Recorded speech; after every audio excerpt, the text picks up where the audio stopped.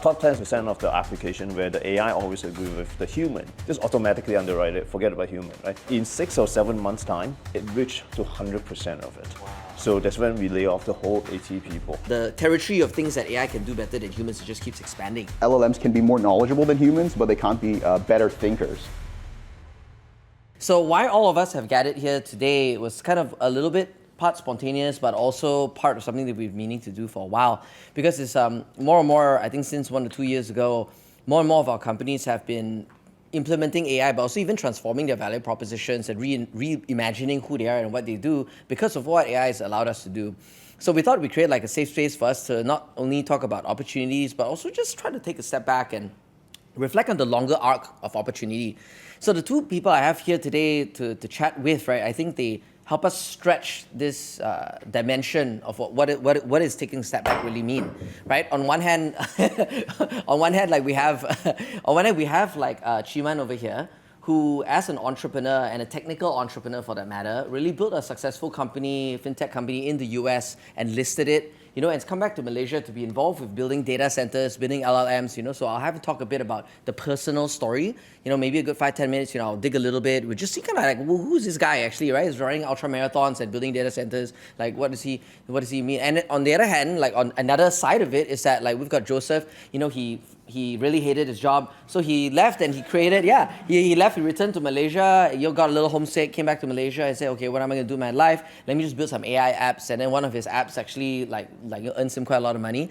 So, but in that sphere of like building of loneliness, he's created a community as well with AI Tinkerers, which now has like hundreds of actually people who build stuff gathering in Malaysia and elsewhere every time they do an event. And these are people who are also building these like small apps that are very, very successful.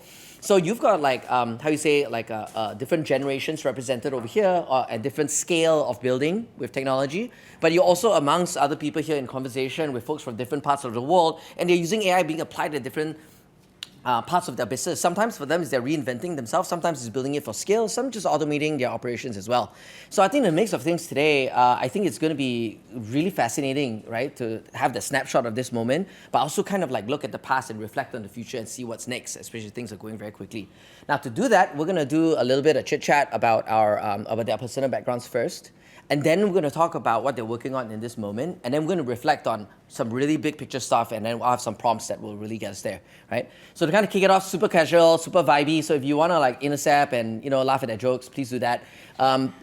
So I'll have Chee Mun share first, like where did you grow up? And what are the steps that kind of like, what chapters have you gone through as a technologist, as an entrepreneur, or as even a father or athlete, that has made Chee Mun today? A bit of a micro autobiography, if you will. Yeah, thanks, Khailee, for having me today. Joseph here is not the next generation. I think we were spaced by at least a couple of generations. So I grew up... Yeah, he's actually 12 years old, Joseph. A bit big for the age, but... Big baby. This baby food. I brought that from home.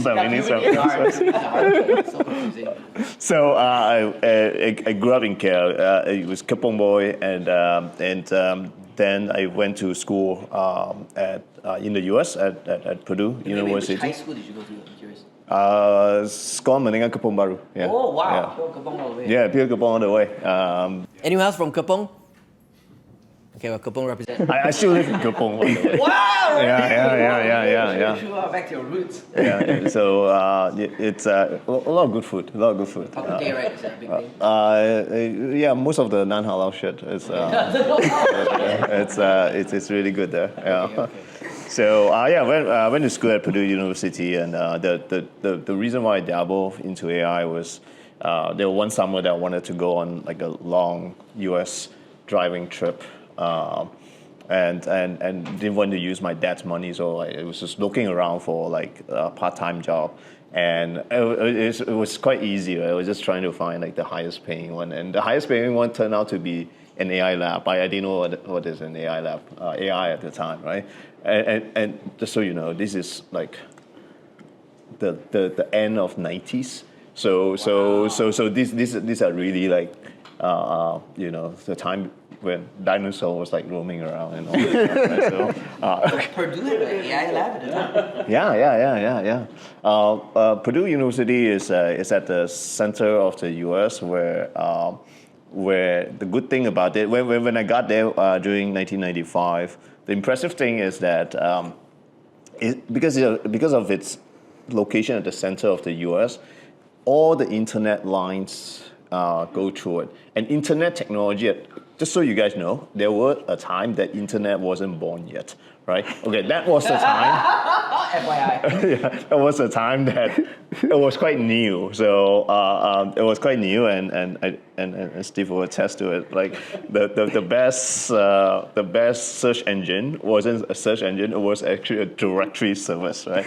A different time, but that was the time that so there was a lot of sort of investment at Purdue to do a lot of experimentation and building of internet technology at the time, and sure enough, the browser was built at a university almost next to us, UIUC, University of Illinois. That's where Anderson came from.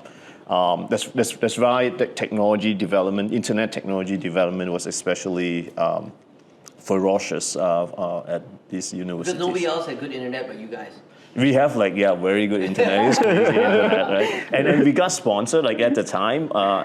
We got sponsored so much computing power. At the time, we have Silicon Graphics, we have Sun Microsystems, and we have HPs. Any of these at that time, computers, kid you not, cost like 50,000 USD, right? It doesn't cost like $3 in this day and age, right? So it was like buffet. It was like me as a kid going there. It was like a buffet. So I just loaded up on myself on all the technology that I could possibly be doing. So prior to joining that AI lab, you didn't know how to code, or you were already doing computer science? Yes, I knew how to code. And I joined the AI lab and. Because it's highest paying, and I went there at the time. It was Java was 1.0. I think it's before 1.0. It was like 0.8 or something. And I was like, hey guys, I have this new technology, and you guys are using whatever. I think they were using COBOL or some shit. And I was like, hey, let's just use this new shit. Hey, COBOL that you still use in banking systems, right? Yeah, I studied COBOL 68. Yeah. So the reason I wanted them to change to Java is because I don't know how to use COBOL. Forget about this COBOL stuff, right? COBOL's far easier than bloody Java, I can tell you that. You don't know what you're talking about, man. So do you see what they were tweaking on in the AI lab back then and today? Is it the same shit, or how's It was not the same shit. But the AI lab was doing human behavior prediction at that time, and it was way ahead of its time. And how it became my career is that when I was graduating, the professor that was running it said that, hey, you want to start a company for it because we did a lot of project for the Department of Defense, and we cannot do secret project because it's a university research lab, right? You're supposed to publish stuff. Yeah. So we set up a company to do secret projects for. What, your professor co-opted you to set up a secret company to do defense projects? Yeah. It wasn't a secret company. It was a company that does secret projects. Okay. Hey, have you ever watched 21? It's like a right? Yeah. Where was that? What's the actor again? Kevin Spacey. Kevin Spacey gets him to play blackjack, so something like that. So you kill your professor in the end of this, do you? He's still alive. I think. So that's what we did. That's right. But you were still studying. Did you graduate from Purdue? Yeah. I graduated, and then I started the company with the professor, which we did this research continuously, and it was a huge difference at the time because at the time to code a neural network. You have to code the backpropagation yourself, right? So when things goes wrong and act like I understand what that was. That's disgusting, is what that is. Absolutely it's gross. Disgusting. When things goes wrong, you have no idea if your code is wrong or the data is wrong or simply it just doesn't work, right? Neural network at the time, and it's all of the above. And like just fast forward to now, there's no such thing as coding back propagation unless you're nuts, right? So How many years was that stint with that company? Did he give you equity? Yeah. 10, 12 years. We sold it to a much bigger defense contractor. So prior to joining YTL, I really had only 2 jobs, right? So is this secret company is called what again? Similux. Similux? So it's Similux, Money Lion, and then YTL. So YTL is my first proper job. My mom congratulated me. It's like, wow, you're growing up, man. You have a real job. I was like, oh my That's so funny. Yeah, with companies she actually remembers and understands, right? So you eventually sold Similux to another defense contractor. Yes. Oh, And, yeah, and then that's when. Then what made you start Money Lion then? Like, who co-opted you? Another professor? There was, these are like interesting things in your life, right? So I kept in contact with like a couple of buddies from the same research lab, and at the time, Purdue is also near Chicago. So there are a whole bunch of University of Chicago interns that come and do research at Purdue because Purdue has a very big research scene, whereas Chicago doesn't have it. So I kept in touch with them. These guys, if you go to Chicago, you're not meant to be engineers. You're meant to be like investment bankers and all that stuff, right? So they obviously went to become investment bankers. And when I was selling my company, they were approaching me and say, hey, we always talk about starting a company together, and that's what we did. They're in finance. I was in tech. So we started Fintech. Yeah. At the time, there's no word such as Fintech, right? So that's how we started Moneyline. So. What does Money Lion do? So it meant when the thesis was at the time, that was 2013 or so. That's when that was at the tail end of the great financial crisis. Yeah. And the regular banks are retreating from the middle class Americans, simply because it's just too expensive to serve them. Our theory was that with the advent of AI, and this was 2013, right? You don't talk about AI in general. The advent of AI and technology will manage to drive down the cost of serving middle Americans significantly. So that's why our tagline was that we want to be the private bankers for middle Americans, and that's what we did. In order to do that, you have to invent new type of loans, new type of credit, and new type of like deposit accounts to fit specifically into their need. So that was really interesting experience. That was that got me into finance. Well, right? Took 10 years as well, yes. And like all of my things are like 10 years. Was it like NASDAQ or NYSE? NYSE, it was NYSE, yeah. So took 10 years as well. And I think on the 8th year we were listed, and then 2 years after that, sometimes you can be too rich to work at night. So that's what I felt. I was like, fuck this shit. I mean, you always have to work at night. I was like, okay, I'm leaving you guys. But the truth is that I don't know if you guys try. If you work nights for continuously 10 years, it actually have a lot of different small damages to your life. For example, dinner culturally is when you gather with your friends, family, and be extremely relaxed, right?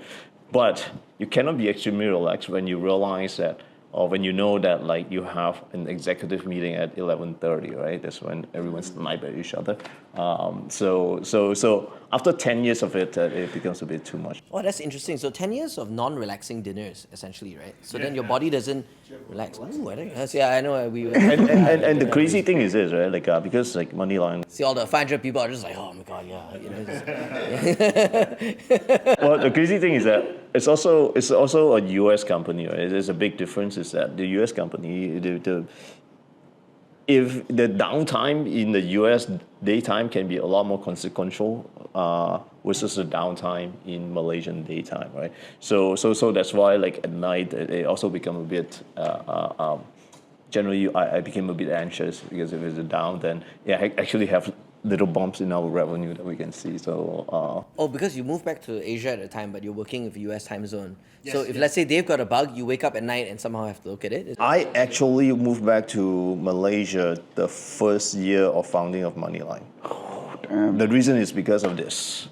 The reason is because of this. This is when you start a company with your drinking buddies, your wife thinks that you drink all day long.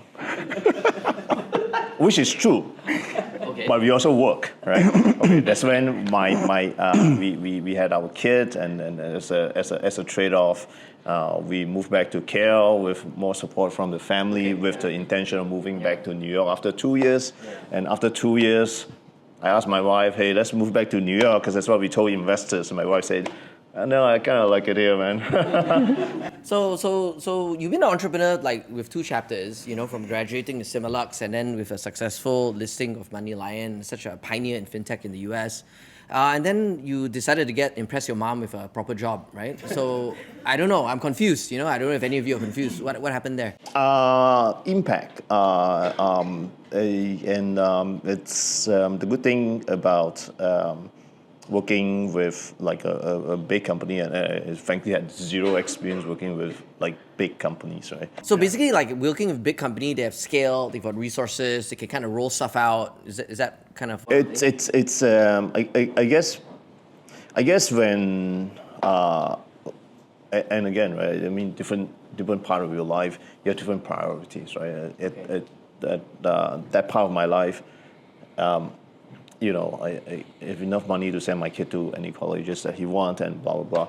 So then you'll try to optimize on per time that you live, how much impact that you can do, right? So in that regard, I just thought when the opportunity presented itself, I just thought that is something that I have to do, because that is literally at the point, the most impactful thing that every second that I spend there. Okay, one last thing about Chee Mun before we switch to Joseph is that, so what do you actually do? You know what I mean? It's like who is that for it's a lot of international folks here, like what is YTL? Like what have you been working on? What is it that you're actually It's very, frankly, I think it's very interesting, and I think it's also interesting because I also have a lot of experience in the US. We brought a lot of this thing here in Malaysia. We are launching a bank, and it will be the first text-to-action, voice-to-action bank in the world. No one else have ever done it. And beyond that, also I have 2 jobs really. Like I have another job which is running this AI lab thing, which we are responsible for. The data center, the cloud that we are building, and then the application, and we are training like various versions of localized LLMs. So I mean, just to kind of clasp like what the journey of Chee Mun so far is that, like I didn't know about the Purdue part, and the AI lab part of you, so that's like incredibly interesting. That you had AI for the past since '95, now it's 2025, so that's like 20 good years or more, 30 years, right, of building with AI. And number 2 is that like with YTL, so YTL is a very large conglomerate, family-run, family-owned conglomerate. So a lot of energy assets, construction assets, property, you name it. But their investment into AI, data centers, compute clouds, as well as also local LLMs, like it's a very big investment. And I think it's the biggest private investment in this field, I would say. And so when they got Chee Mun on board, he's like the perfect one to do it. And it sounds like you had to, I remember when we were chatting, you had to learn a lot about the hardware aspects of running a data center as well, right? It's not just software this time, it's how they integrate. So there's a lot of thoughts that we can unpack from Chee Mun. But you began your story talking about Kapong and then 1995, where you were like joining an AI lab. So Joseph, where were you at 1995? Well, I was 1 year old. Oh wow! Not a joke. I was surprised that he was born. Okay, so you were 1. Okay, do you remember where you were? Like, what were you doing when you were 1? What language were you coding in? 11 years ago. No, I was, I don't know. I'm not sure. I guess I was in Indonesia. I'd say that's probably like the highest resolution guess I can give you. I was born in New Zealand, and then when I was 6 months old, I moved. Well, I didn't move. My parents moved to Indonesia, and I grew up there. And then since then, I've sort of traveled around to various places. I just moved to KL from London, where I was working as like an AI ML specializing software engineer. which, as you mentioned, I hated. Well, I didn't really hate, but I felt that the passion was missing. It's like you don't have the connection between drive or like success and your direct contribution. And when sort of like Transformers came out commercially and sort of like GPT-3 was released, I was like, oh my God, the world is over. And I was like shouting at my roommates at the time, like, you guys' jobs are finished. And everyone was like, shut up. Please shut up. We're trying to sleep. I was like, okay. And then I was like, okay, I have to leave. And around that time as well, there was sort of like the block of COVID, and I hadn't seen my family for like 2 years. So I was like, okay, I'm just gonna move back and try and build something and see what happens. Disclaimer before I go ahead, I mean, my accolades and achievements are like, they are nothing compared to these two titans sitting next to me. I'm just a geek, and it's been a pleasure geeking out with these guys for the last couple of months, and I hope it'll be fun geeking out tonight. But yeah, I built a bunch of sort of like SaaS products, one of them reaching sort of like a couple 100,000 users, and being used in the research space. We were quite early to the sort of like the RAG scene. And what's a RAG? Tell them what the RAG is. Oh yeah, sorry. We've got some rags at the back of the sink there too. You know what I mean? This is a very different RAG. Yeah. RAG means retrieval augmented generation. So basically, it's the idea that language models can perform better when they are augmented with some kind of retrieved information. So let's say you have an LLM and you say, what's my name? And it says, sorry, my cutoff date is 2024 July. And you say, this useless technology sucks. If you can then pass it in some relevant information about you using some kind of intelligent techniques, then this LLM immediately performs better. You reduce problems like hallucination and stuff like that. Anyway, we were like, let's make a chatbot. And now that's really boring. But at the time when we were doing that, it was pretty exciting.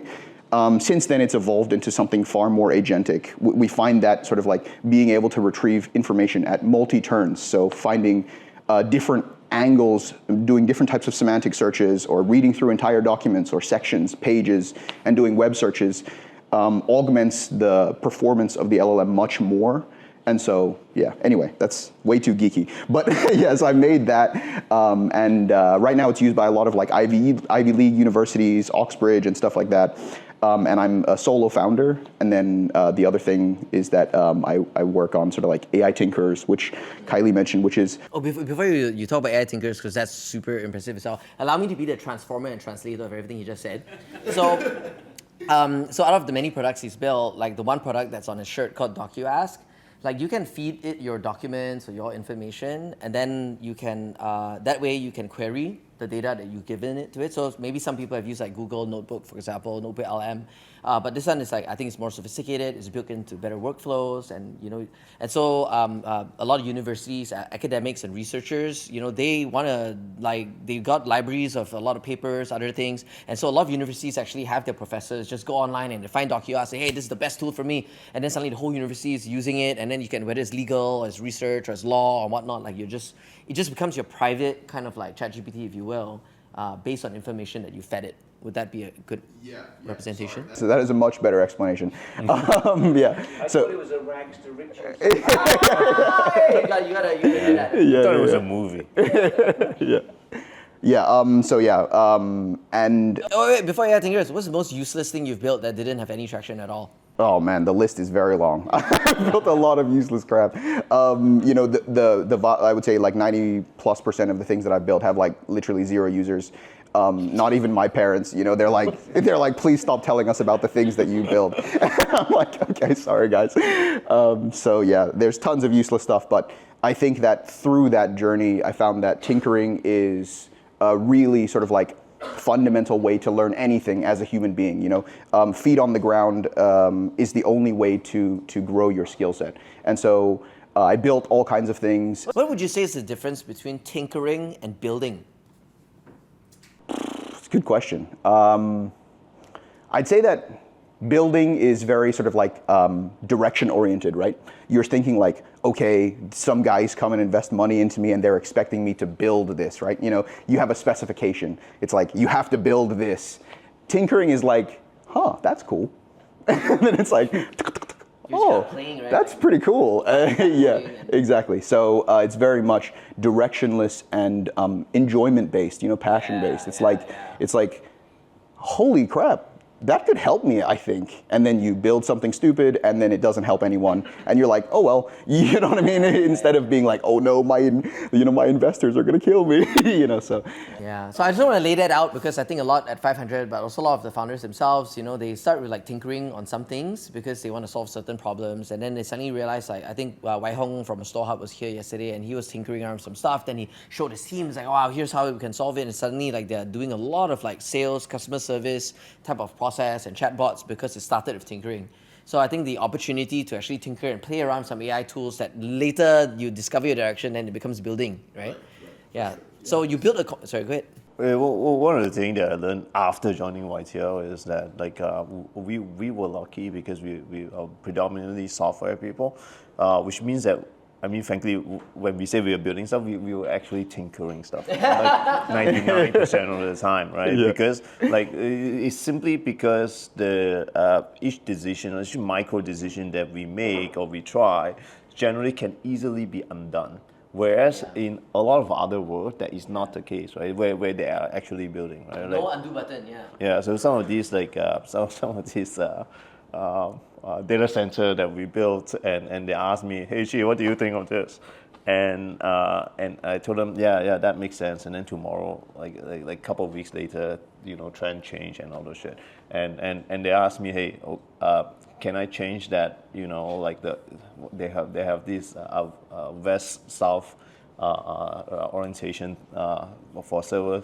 And you can change it, but it will take like $15 million for 3 weeks to change it. I was like, oh fuck! like there are certain decisions. I think there are different type of I think we're lucky because we can tinker, and it's a very nice activity to do. It's very creative based, but in other industries there's less so. Yeah, no, that's a great point. So tell us a bit about what AI Tinkerers is right now. Yeah, sure. So AI Tinkerers is a community that I eventually built here as like a subchapter of like something that like a global movement. And really it was kind of like something that I wanted to do because I was sort of lonely being like a builder. And I was like, there are not enough nerds around that I can talk to about this kind of stuff. So I ended up just putting together like a small event which attracted 6 people.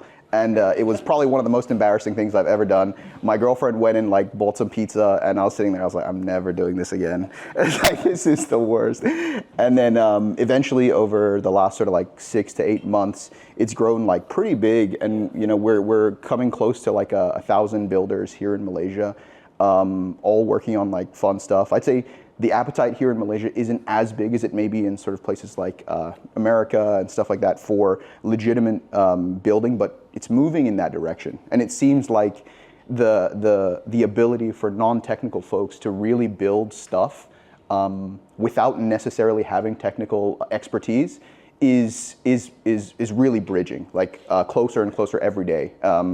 And so, yeah, I feel like, and Khailee and I've chat about this a lot, that being a visionary in any sense or knowing anything about any non-technical domain, you could just build something which will have lasting value forever just by working on stuff. And this is kind of the ethos of the entire movement, where it's like, hey guys, trust me, you can tinker. And they're like, oh, we can tinker? And then they tinker, and then magical things kind of happen as a result. And so, yeah.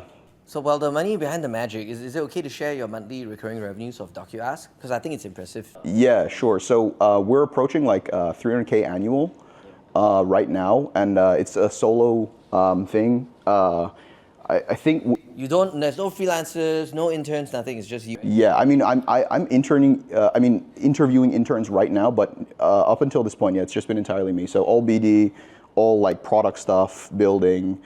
And like customer service, a lot of customer service. That's all been me. So yeah, it's 300K USD annualized recurring revenue, right? So how old is this company?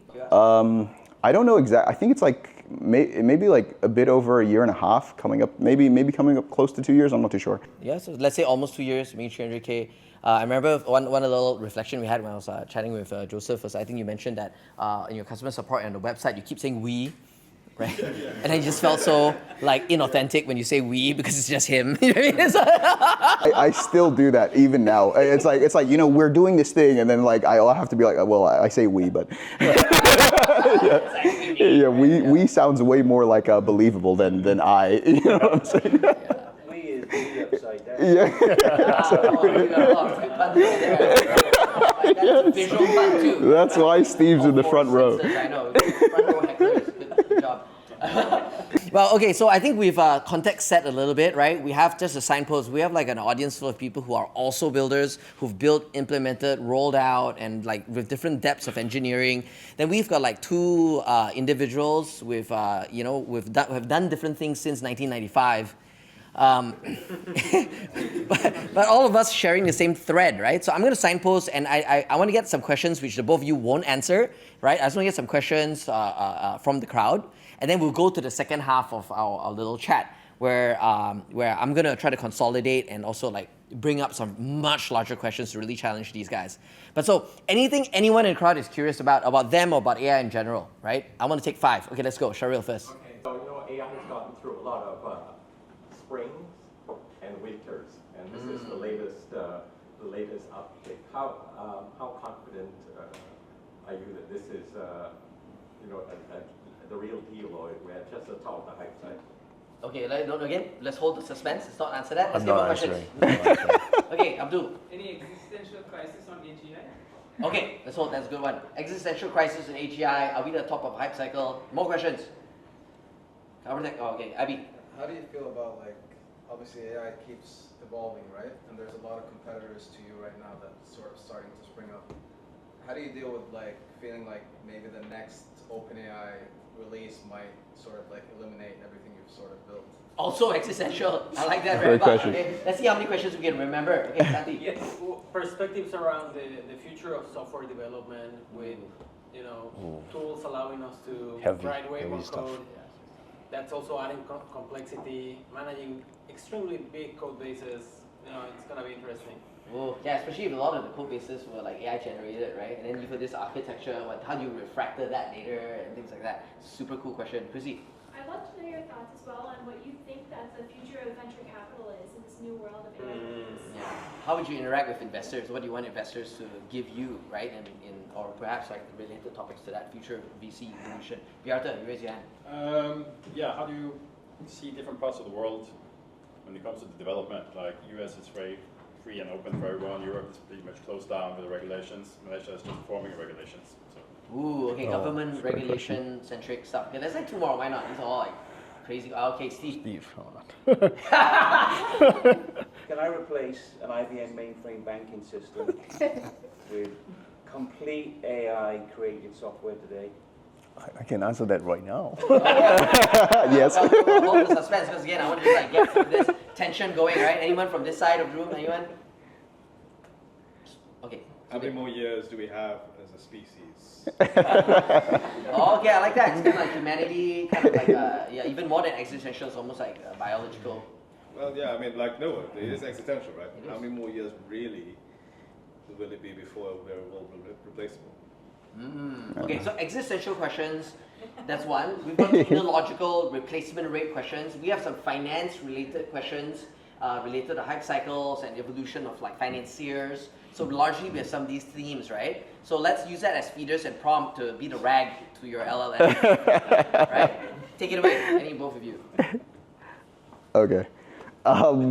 So Pick your poison. I think that a lot of the questions are pretty closely related. Like the AGI stuff, how quickly we can replace IBM and humans.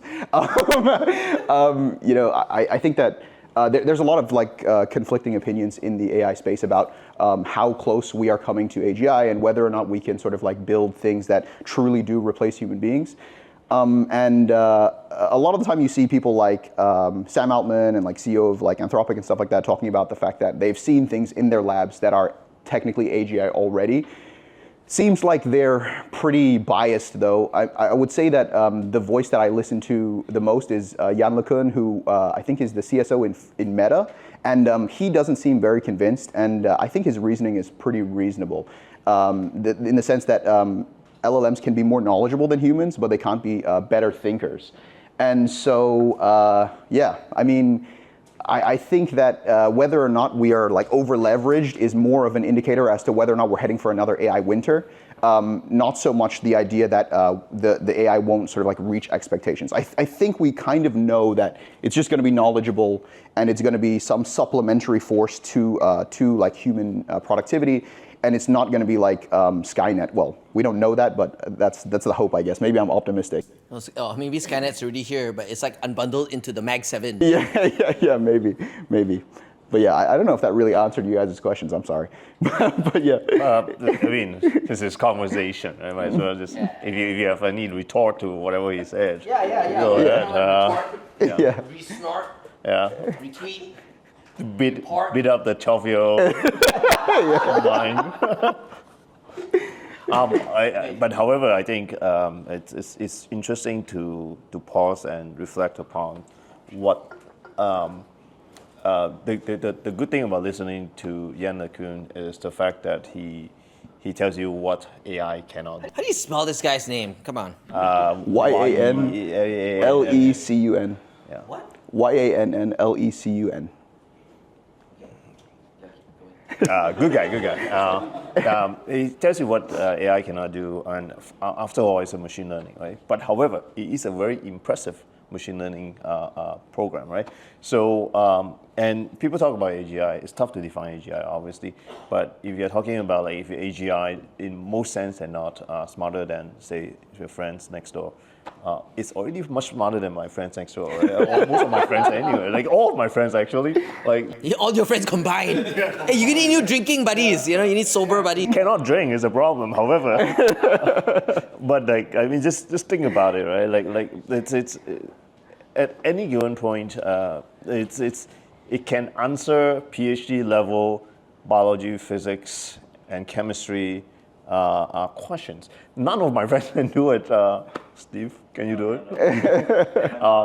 So I think there is certain quality to artificial intelligence, machine intelligence, that is quite different from human intelligence. Right. And we have to appreciate that and understand like we have to double down on the good quality of machine intelligence and make it work.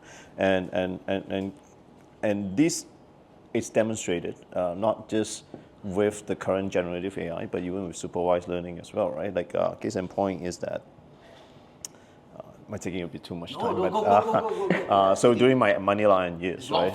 form. Yeah. During my Moneyline years, so what we did was that the first day we started the company, we started writing loans because we are a whole bunch of Asians that want to make money immediately. It's like, fuck this Robinhood investment shit, right? Like, it doesn't make money for 10 years. So we start making loans, and then me being me is that each of the human underwriter at the time, we have 3 or 4 machine learning scores that they look at, and then they decide if they want to give the loan or not. So we grow to a point that we have about 80 human underwriters. That's when the CEO and me was talking about, like, hey, to double the loan rate, we have to have very easy 160 people, and we very fast becoming like a HR company rather than like a tech company, right? So he said like, hey, instead of doing that, right,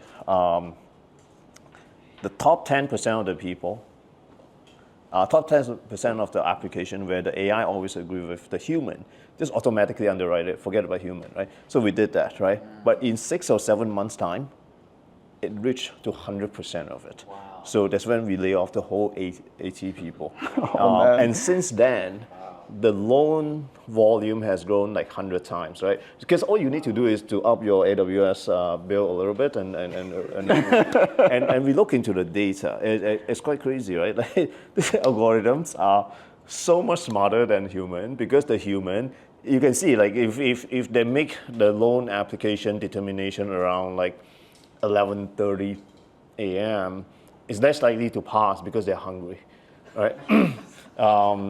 It's fucking crazy, right? So to a certain degree, and we were talking about this algorithm that we designed like 8 years ago. That was way before generative AI. It's entirely supervised learning, right? And even then, it's so much better than humans. So if you're talking about AGI, you almost miss the point, right? I think the point is actually using what machine intelligence best at a problem space that you really need to do. So and I do think at those pillars where machine intelligence is really good, it is going to completely obliterate human in all of those kind of endeavor. And this including like some of the more creative stuff, including like writing, designing in this day and age. So can be interesting for some of the doomish questions that we will ask. Well, I think that I think to weave some of this, maybe I'll take this conversation and because I think that firstly, me kind of recognize what happened. I think 8 years ago at Moneyline, where you just laid off 80 people because the algorithm did it better. Have you all seen that reel right now about Klarna and their HR approach? Right, so they had like 3,000. I think it was like 3,500 staff, and then they had 1,000 of them leave after COVID, the various reasons, and they have 20% attrition a year because people stay at the company very long. They changed, but they had frozen hiring for a few years already, and they've been instead tasking the people internally to just create different AI agents and other things to operate with Klarna. Now, the interesting thing is to also give solace to the people who stay in Klarna is that they're going to take all the salary pool. They're just going to redistribute to the people who are still here. So actually, the people who use AI within Klarna right now and who are still with Klarna, they just get paid more, right? Because you don't have to share the same costs, the whole total like HR OPEX with everybody else. So I mean, these are all just things that are happening. So our reaction to it can be, you can choose the reaction. You'd be like, oh man, I'm like so afraid of this. What if I'm out of a job in a couple of years? Which is a very fair reaction. Or you can say that it's like, okay, well, I want to stay in Klarna and be the one who gets paid more, right? So it's like, what kind of tools can I embrace, use? How can I apply? I think that before the tech boom that we exist in right now, most of the job descriptions we have today, even like product managers and stuff like that, like these aren't, you search for it on Google or LinkedIn, those terms didn't even exist. So like I would love to imagine someone who can actually go around and just like you know, fix stuff and build AI across the firm and things like that. You know, I'm trying, but I don't even know what to call such a person, right? Who can just like go in and learn. It's like probably like a product manager of sorts, but this thinking is also a little bit short term. But I just want to recognize that point to say that if you talk about job displacement, let's not like dull ourselves, you know. Let's just know that a lot of tasks machines are going to do so much better, and that will definitely change like HR practices everywhere. And as founders and people who work in companies as well, it's just something that we got to embrace. And it's something that has been doing since the dawn of time when machines or wood or steam engine or any of these kind of technologies have happened. But I mean, do you all like largely agree, or you think that I'm a bit too pessimistic about it? I don't know. No, yeah, I mean for sure. I agree. It's like any like revolution, right? Any technological revolution causes like the displacement of jobs. It's not something that like anyone can really sort of discredit or discount. It's just a fact. And I think that a lot of time people kind of know the aspects of their profession that can be replaced by not saying AI but LLMs specifically. So generating natural language or some kind of structured language, which is generated like at accuracy levels like way higher than they could possibly imagine doing so. And like yeah, and I think that maybe if I were to take that as well, is that and flip it a bit, is that every release of any of the competing LLMs, they actually do such a much better job than the previous, right? To Abby's point, it's almost like kind of scary because the territory of things that AI can do better than humans, it just keeps expanding. But what has also happened as a result in venture capital is that we've seen companies that reach crazy revenues with much less people. So like one of the AI companies that we backed out of our Georgia program, they're like an English language tutor, where you can, instead of like having like say Duolingo, you have a certain structure, you're trying to learn English, right? You just choose the topics that you want to talk about. I'll talk about fashion, I'll talk about sports, and then like the video thing, you just like talk to it and it helps you with your English in such a natural way. In 14 months after launching, they made $20 million in annual revenues, right? And then they moved to Dubai for tax because it's so bloody profitable. And then the total staff, including the founders. So as far as investing opportunity is concerned, like this is happening more and more and more. There are a lot of companies that at first, like I mean, there are a few that we passed on as well. Because their valuations are a little bit too high, and I thought like, oh yeah, valuation's really high. But what I didn't factor into my algorithm on investing is that like there's this one video making company that you text to video kind of company. I was like, oh, there are like 20 other applications doing it. Anyways, they're doing $1.5 million in annualized revenues when we met them. I touched base with them. They also moved to Dubai, so I caught up with them there. 10 months later, the annual run rate became $6 million.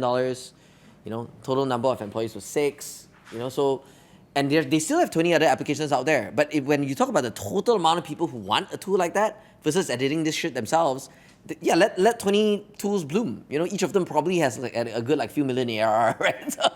Right. So we're just at that stage right now of rapid adoption of this. But before reverting back to this, right? I think we can talk about tactical opportunities, but maybe if I may kind of share a very challenging question that was asked during the recent Web Summit. I was on a panel similar to this with an NVIDIA person who takes care of all the venture stuff, and then the interviewer was a Bloomberg person from China. And she was asking about DeepSeek, right? And versus and kind of sovereign LLM wars. And so she asked about DeepSeek competition and things like that. I joked with her. I said that, well, are you want me to talk about DeepSeek to support China or what? I realized I was giving her like a straight jab, but she wanted to know. Her question was more like, where is this headed? Because there's such intense competition that's very, very fast. So I shared with her that like my view is that there is a occurrence in biology and natural evolution called co-evolution. So what does this mean? There's this book called Survival of the Sickest. It's written by evolutionary biologists. It is about how us human beings and our bodies, we evolved to be super functional the way we are, not just because of us, but because of bacteria. And how all kinds of bacteria has been in animals, it's in our digestive system, reproductive system. These bacteria perform so much of our physical function and they get better because their iteration cycles are actually very, very fast. That's why we have COVID and other things, because diseases as such actually evolve pretty quickly. But they also help us perform digestion and a lot of other things, send signals to our brain and helps us, So there's a lot of like co-evolution of bacteria. Now we think of co-evolution with technology. There's so many things that because we no longer need to think about, we no longer need to do anymore, it helps us learn new behaviors. So many of us, we've almost like adopted like a learned helplessness from the industrial complex where all of us are taught to be like Henry Ford machines, the whole education system, the production efficiency system, right? To be following instructions, performing instructions. We've learned to not be creative anymore. Then we sign up for like a tufting class where we're like poking holes in wool by the dots, and we're doing a little bit of painting on the weekends, and we have this little window on what it's like to be creative again. If AI can take away a lot of these jobs that are more performant for the industrial complex, I really have full conviction that this new human renaissance that's driven by the ability to dream, or rather a willingness to dream, because you learn that all these small dreams can happen in the next 1 hour because of your using cursor to code. Like you have this new addiction to become a creative person once again, right? So that's where I hope a lot of you can be on that side of the co-evolution with AI.